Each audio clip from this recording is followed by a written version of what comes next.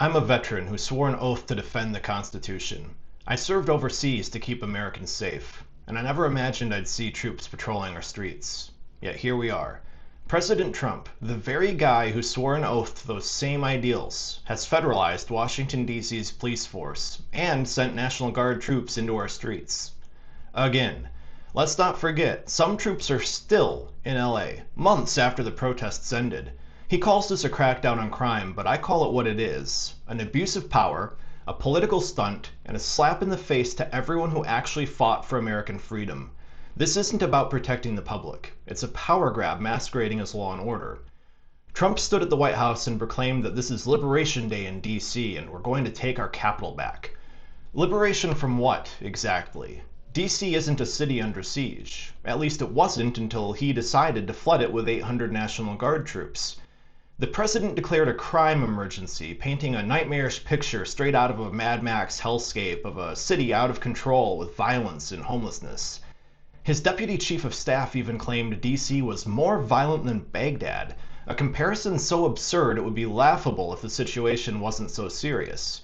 And I think I'd know a thing or two about what violence was like in Iraq.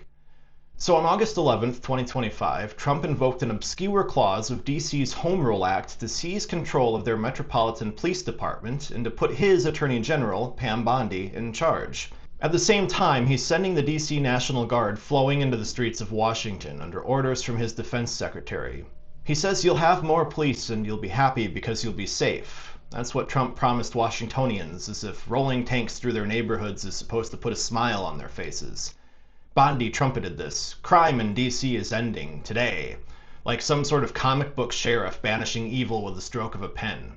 And if the authoritarian overtones weren't clear enough, Trump boasted that he'd let the cops do whatever the hell they want going forward. As a veteran, I've seen what it looks like when armed forces patrol streets, and it's something I never want to witness in my own country. Trump may call this liberation, but to me it feels more like an occupation.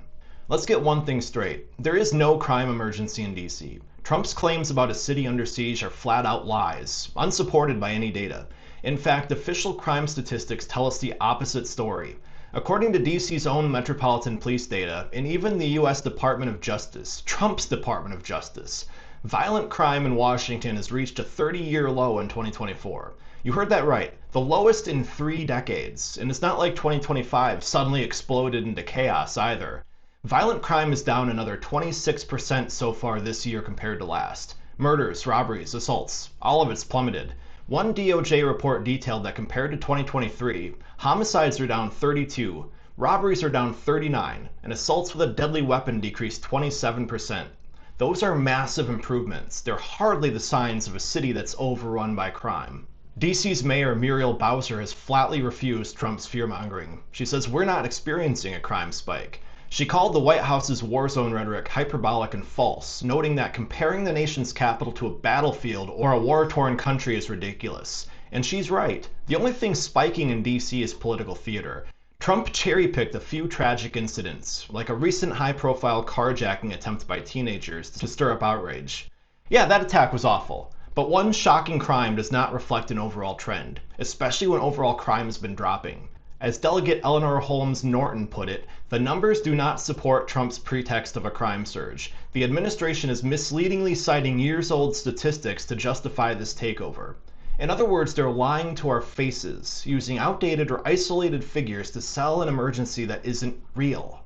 People in Washington, D.C. are outraged, and they have every right to be. The city's elected leaders, law enforcement officials, and community members are all saying the same thing. Trump's federal takeover is unnecessary, unwanted, and unconstitutional. Delegate Norton, who's fought for D.C.'s rights for decades, blasted Trump's move as counterproductive, potentially dangerous, and an egregious assault on D.C. home rule.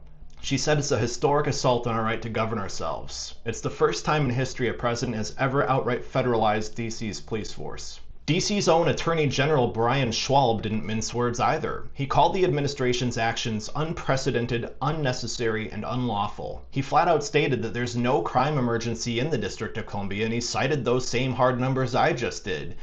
Violent crime in D.C. reached historic 30-year lows last year and is down another 26% so far this year.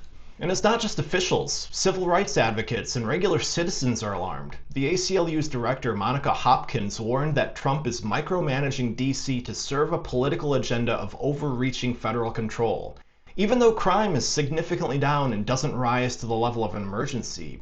And that's because this isn't about public safety, it's about power. One local advocacy group, Free DC, reacted by saying, "We're seeing in real time why DC needs the full power and protection of statehood." They pointed out that deploying the National Guard to any state without that state's consent would be illegal. And the fact that he can do this in the capital city is a massive vulnerability to our entire national democracy. In other words, DC's lack of statehood creates this loophole for authoritarian abuse, and Trump dove right into it. And even DC's own mayor, despite being put in an impossible position, is pushing back. Bowser noted that if Trump really wanted to help fight crime, he could fill the 15 vacant judge positions in DC's courts or fund more prosecutors instead of wasting National Guard resources pretending to play cops in the streets. But of course, helping the city solve problems quietly doesn't create the dramatic TV spectacle that Trump craves. What Trump did this August is not normal. It's not American. It's the kind of move I was taught to recognize as authoritarian back in my military days. It's the kind of thing we'd condemn if we saw a foreign leader do it. In the United States, using military force for domestic law enforcement is heavily restricted, and for good reason. We have the Posse Comitatus Act, which since the 1800s has said you don't use active duty military as cops on our streets. That principle is bedrock. Military personnel are not supposed to execute civilian law except in the most extreme egregious emergencies. Think like the Insurrection Act, for example. The president can intervene to stop an actual insurrection or a rebellion. And even then, it's meant as a last resort, often done at the request of state authorities, and Trump didn't even bother doing that during an actual insurrection.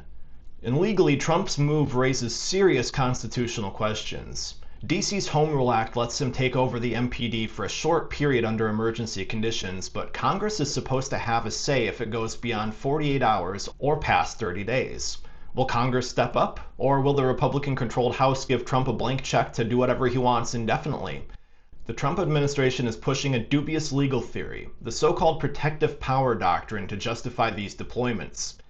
They claim that as long as troops are protecting federal property or functions, it's all good. But then if this ends up in court, there's a real chance a judge will say, you can't just pretend DC is a war zone and turn the military into your own personal police force. And there's already a trial in LA for this exact reason. We could be heading for a constitutional showdown over this, and we may well should be, because if this stands, it effectively nullifies the safeguards that keep armed forces out of civilian life. Perhaps the most infuriating part of this whole charade is the blatant hypocrisy.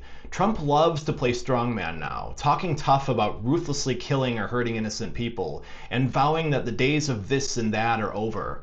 But where was all this urgency and law and order bravado when our Capitol was under attack on January 6, 2021? I was watching with horror that day as a violent mob, incited by Trump's own lies, stormed the halls of Congress. And Trump? He was nowhere to be found while DC officials begged him to deploy the same DC National Guard. Hours went by during the insurrection with no response from the White House. Lives were on the line.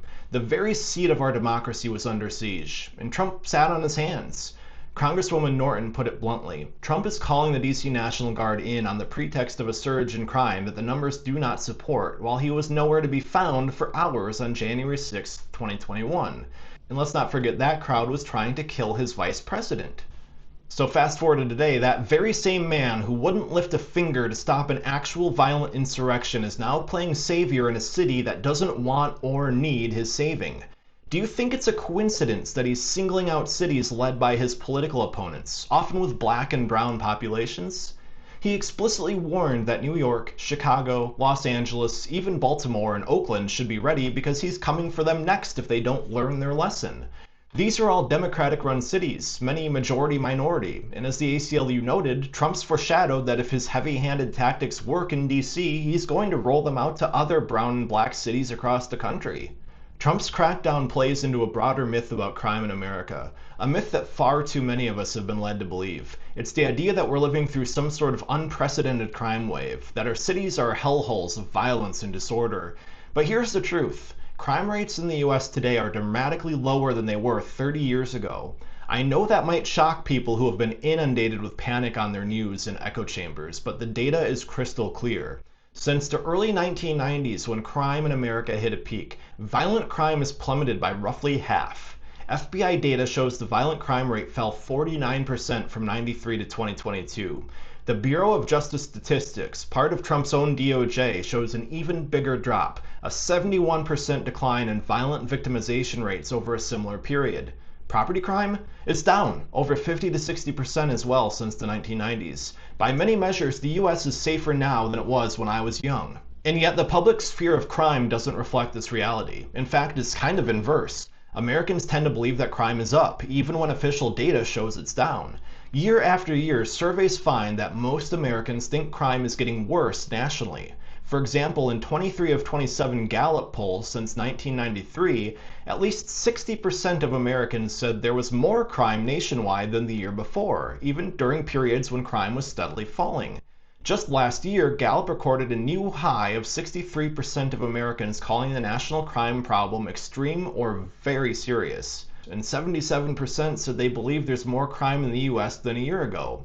These are near record high levels of fear. Clearly, perception has divorced itself from reality. So why the disconnect? Well, because fear is a powerful political tool. Sensational media coverage, partisan rhetoric, social media exaggerations, they all fuel this narrative that we're under siege by crime. And politicians like Trump milk it for all it's worth. It's a lot easier to sell yourself as the law and order savior if you convince people they're in mortal danger. It's the oldest trick in the demagogue's playbook. Scare people, and then present yourself to them as the only solution to fix it. Trump has been beating this drum about American carnage and out-of-control crime in cities for years, but the facts don't support it. Yet some categories of crime did rise in the past couple of years. For instance, homicides spiked in 2020 during the pandemic turmoil. But even after that uptick, most crime rates are nowhere near the crisis levels of the past. And in many cities like DC, they're trending back down.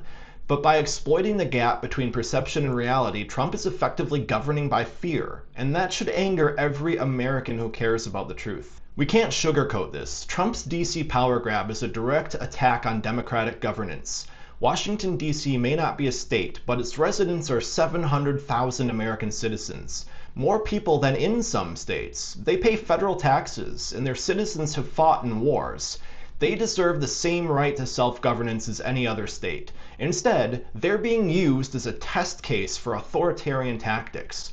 And without statehood, they've been uniquely vulnerable to this federal interference, but we've just never seen anything like this in modern times. And the ACLU warned us that without statehood, DC remains vulnerable to exactly this kind of dangerous exploitation. Today it's DC, and tomorrow it could be any other city that the president decides is out of line.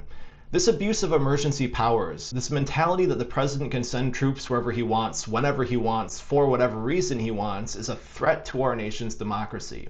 If you're a patriot, you should be deeply worried about what this means for our future. This is beyond left and right, or conservative versus liberal. It's about whether we as a nation uphold the fundamental principle that power flows from the people upward, from local communities to the government, not from an iron-fisted executive downward. Trump's actions in DC are a test. Will we let fear and authoritarianism undo the checks and balances that generations of Americans bled to defend? As a veteran, I was taught to recognize tyranny when I see it. Well, I see it right here now, in front of us. Sending troops into American cities is not normal.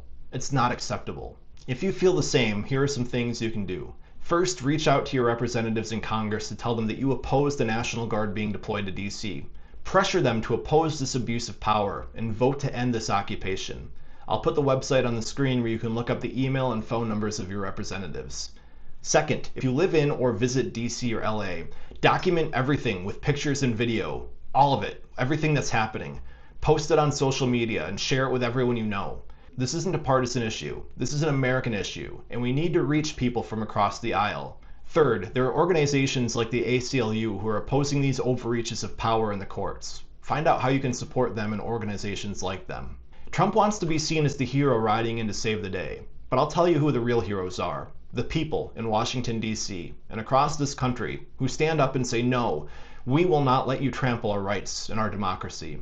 The heroes are the people who demand real solutions, not theatrical power plays. and I'm adding my voice to theirs. I fought for this country once, and I'll keep fighting for it with words and truth now. If you support what's being said in this video, please share it with your friends and family so the message can get more people viewing it. Thank you. I'll see you in the next video.